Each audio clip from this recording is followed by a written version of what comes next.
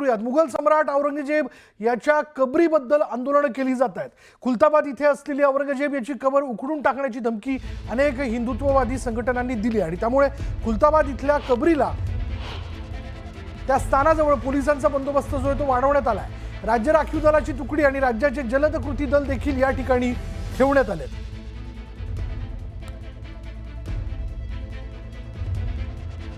अधिक माहिती आपण जाणून घेणार आहोत। आमचे छत्रपती संभाजीनगरचे प्रतिनिधी सिद्धार्थ गोदाम आता क्षणाला आपल्या बरोबर आहेत। सिद्धार्थ, काय माहिती याबद्दल?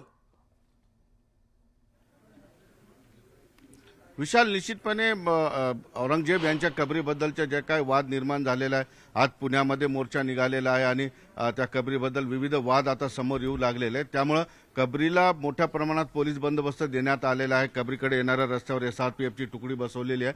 मी माझ्या पाठीमागे आहे कबर औरंगजेबाची आणि आपण बघतो या ठिकाणी पोलीस, स्थानिक पोलिसांचा बंदोबस्त आणि येणाऱ्या जाणाऱ्या लोकांची व्यवस्थित नोंद केल्यानंतरच या ठिकाणाहून त्यांना आतमध्ये सोडलं जाते। प्रत्येकाची नोंद या ठिकाणी केली जाते आहे।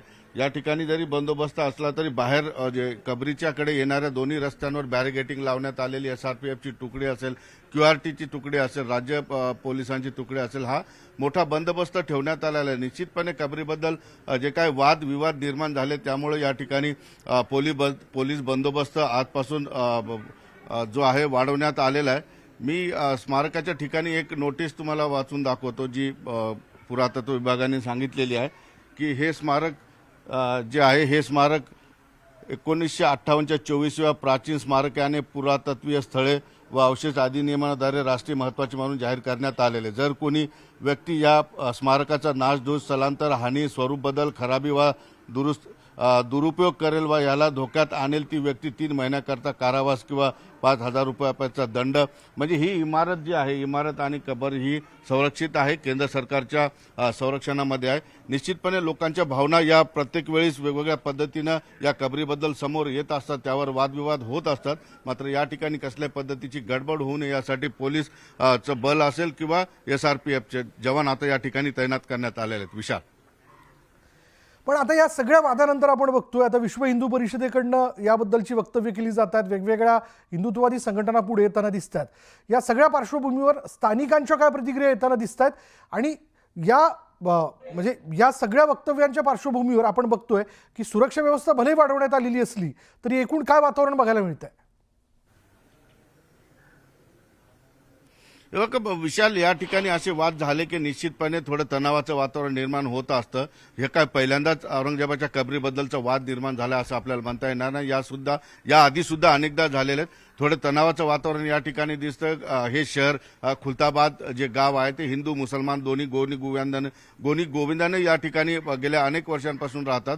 त्या दोघांमध्ये कसल्या पद्धतीचा वाद नाही। मात्र जसं खुलताबादच्या बाहेर हा वाद नेहमी होत असतो आणि त्याचे परिणाम खुलताबादमध्ये होत असतात आणि ज्या पद्धतीने राजकीय लोकांच्या सुद्धा प्रतिक्रिया आता यावर येऊ लागल्या। आताच पालकमंत्री संजय शिरसाट यांनी सुद्धा त्यावर प्रतिक्रिया दिली की लोकभावनेची कदर करायला पाहिजे, लोकभावना जी असेल त्या पद्धतीने आपल्याला निर्णय घेणं गरजेचं आहे। अशा पद्धतीच्या उलट म्हणजे बाजूनी आणि विरोधात या ठिकाणी कबरीबद्दलच्या जे काही प्रतिक्रिया येऊ लागलेल्या त्याचे परिणाम निश्चितच जनमानसावर होतात आणि खुलताबादवर निश्चित होतात, स्थानिक लोकांच्या व्यवसायावर होतात। कारण आता आपल्याला माहिती आहे की रोजा आहे, रोजाची मार्केट आहे व्यवस्थित, परंतु कबरीच्या खाली गेलं तर आपल्याला पूर्ण मार्केट या ठिकाणी बंद दिसतंय। काल सुद्धा अफवा पसरवली होती की काही लोक या ठिकाणी येणार आहेत, त्यामुळे रात्री सुद्धा मोठा बंदोबस्त लावण्यात आला। अशा अफवा भरपूर येत आहेत, त्यामुळे पोलीस कसलीही या ठिकाणी रिस्क घ्यायला तयार नाही। त्यामुळे SRPF आणि पोलिसांची तुकडी या ठिकाणी तैनात करण्यात आलेली आहे। विशाल, धन्यवाद सिद्धार्थ या सगळ्या माहितीबद्दल। ही वेगवेगळ्या हिंदुत्ववादी संघटनांकडून औरंगजेबाच्या कबरीबद्दलची वक्तव्य केली जात आहेत, ते उखडून टाकण्याबद्दलचं वक्तव्य समोर येताना दिसतंय। त्या पार्श्वभूमीवर आता तिथे पोलीस बंदोबस्त जो आहे तो वाढवण्यात आलाय।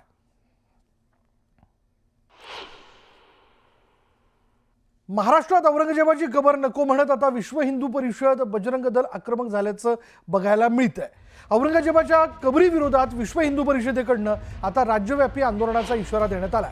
शिवजयंती म्हणजे 17 मार्च रोजी विश्व हिंदू परिषद राज्यभर जिल्हाधिकारी कार्यालयासमोर कबर हटवा या मागणीसाठी आंदोलन करणार असून मुख्यमंत्री देवेंद्र फडणवीस यांना त्या दिवशी निवेदन देखील देण्यात येईल।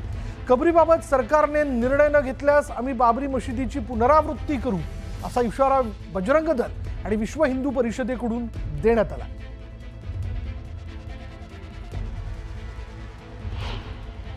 माननीय जिल्हाधिकारी साहेबांना ते निवेदन देणार आहोत।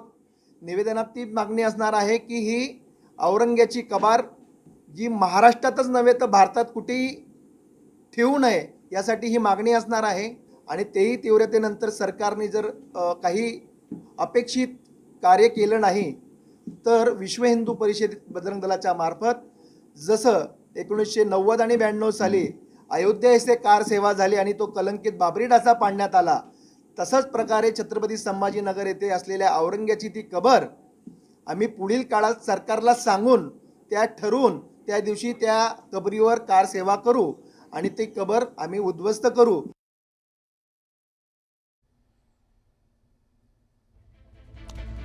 तर औरंगजेबाच्या पराभवाचं प्रतीक म्हणून ही कबर ठेवायला हवी असं विधान आमदार रोहित पवार यांनी केलं। तर औरंगजेब सारखी एक बलाढ्य शक्ती होती, ज्याच्याकडे पैसा होता, मनुष्यबळ होतं, हत्ती होते, बंदुक्या होत्या। अशा पैशावाल्याला बलाढ्य शक्तीच्या माणसाला सुद्धा इथं 27 वर्ष या महाराष्ट्रामध्ये राहावं लागलं आणि राहून सुद्धा त्यांना राज्य करता आलं नाही। याचं एक प्रतीक म्हणजे त्या औरंगजेबची ती कबर आहे। ते कबरमध्ये जर इथं असणाऱ्या पराक्रमी लोकांचा इतिहास दडलेला आहे की एवढा मोठा माणूस कशापुरता राहिला तर त्या कबरेपुरता राहिला, तर माझं एवढंच मत आहे की ते एक वेगळं प्रतीक त्यातून सामान्य लोक सर्व जाती धर्माची एक प्रेरणा घेत असेल तर त्याला त्या प्रतीकाला आज काढून उद्या त्या बाबतीतली चर्चा नाही झाली ते इतिहासामध्ये कुठेतरी गडबड काही लोक उद्या जाऊन करू शकतात। त्यामुळे त्याचं एक प्रतीक म्हणून मला असं वाटतं की त्याला हात न लावणं जास्त कदाचित योग्य ठरू शकतं।